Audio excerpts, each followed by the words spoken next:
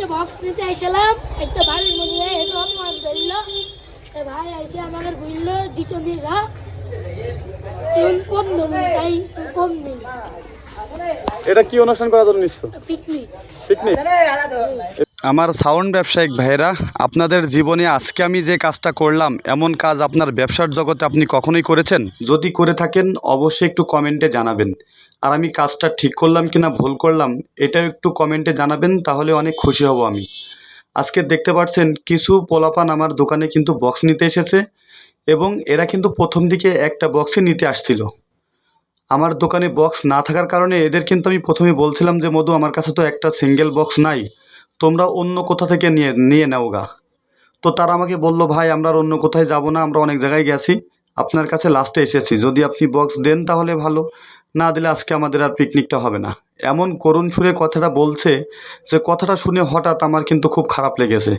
এবং সে আরেকটা কথা বলেছে যে ভাই, আমি জানি না আপনাদের এমন একটা বয়স কখনো ছিল কি না যে এই বয়সে আপনারা হয়তো বক্সের জন্য পিকনিক করতে পারছিলেন না।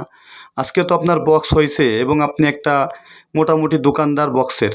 তো যদি আপনার ক্যাপাসিটি থাকে তাহলে আমাদের এক জোড়া বক্স দিবেন, আজকে আমাদের ফ্রি ফ্রি মনে করেন পিকনিক করব এবং আপনাকে অনেক নাম করব, আপনার সম্পর্কে অনেক কিছু বলবো।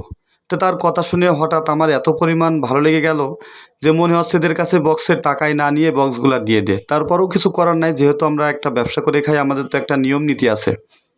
তো পরে বললাম তাদেরকে, আচ্ছা ঠিক আছে আমি 2টা বক্স তোমাদের দেবো, তোমাদের কত টাকা বাজেট আছে এটা আমাকে বলো। তো তারা আমাকে বলছে, ভাই আমরা তো একটা বক্স নিতে আসছিলাম, আমাদের কাছে 700 টাকা আছে, এর বেশি আমাদের কাছে আর নাই। তো পরে আমি ভেবে চিন্তে বললাম যে ভাই দেখো, এমন হইলে তো হবে না, একটা বক্সের ভাড়াই তো 700 টাকা 500 টাকা, এরকমে তো হয় না।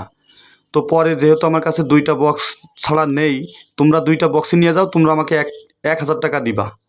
তো তখন তারা খুশি হয়ে হেসে উঠে বলল, ভাই ঠিক আছে, আমরা যেভাবেই হোক আপনার 1000 টাকা দেওয়ার মতো ব্যবস্থা আমরা করে দিব, আমাদের আজকে এই 700 টাকা নিয়ে বক্সটা দেন, কালকে সকালে বাদবাকি টাকা বক্সের সঙ্গে দিয়ে যাব। তো আসলেই আমি জানি না, আমি 1000 টাকায় এক জোড়া বক্স ভাড়ায় দিয়েছি, যে বক্সগুলো আমি 2000, 2500, 3000 টাকা করে ভাড়া নিই। এটা আমি ঠিক করেছি কিনা এটা আমি বলতে পারছি না, এটা অবশ্যই আপনারা একটু কমেন্টে বলে যাবেন যে আসলে আমি ঠিক করেছি কিনা এবং ভুল কিছু করেছি কিনা।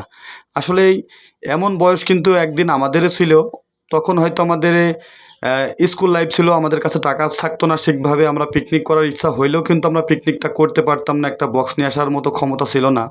তো তারা যখন এই পর্যন্ত এসেছে একটা আনন্দ ফুর্তি করার জন্য আমার দোকানে, তা আমি তাদেরকে আর ঘুরিয়ে দিতে পারলাম না। তো আমি জানি না আমার গল্পগুলো আপনাদের কাছে কেমন লাগলো, এটা কিন্তু গল্প না, এটা কিন্তু বাস্তব কিছু কাহিনী, সেটা আমি আজকে আপনাদেরকে তুলে ধরার চেষ্টা করলাম। আমি যদি ভুল করে থাকি এটাও আপনারা আমাকে দয়া করে বলবেন। আর আমার ভিডিওর কথাগুলো এবং ভিডিওটা যদি ভালো লেগে থাকে অবশ্যই আমার চ্যানেলটি সাবস্ক্রাইব করে রাখবেন, কারণ আমার ভিডিওর মাধ্যম দিয়ে আমি চেষ্টা করি ডেকোরেশনের নতুন নতুন কাজ আপনাদের মাঝে তুলে ধরার জন্যে।